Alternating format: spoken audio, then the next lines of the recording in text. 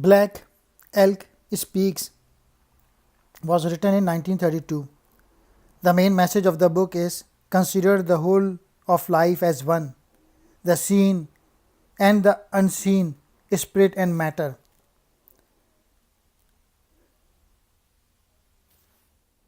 In the 1960s, there was a surge of interest in Native American religion, and the book finally became a bestseller, assisted by psychologist Carl Jung's interest in Black Elk's story.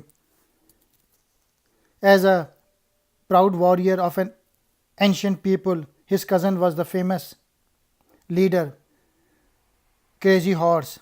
The thought of this future would have driven most people to chemical oblivion or suicide, but the book charts Black Elk's attempt to adapt to the modern white world and to understand cultures beyond his own. This book can be read as a work of comparative religion, though it is not a spiritual classic in terms of being a statement of a set of beliefs. Black Elk Speaks is a superb record of a people who understood the world to be infused with spiritual meaning and saw all nature as holy, in contrast to the Western separation of spirit and matter.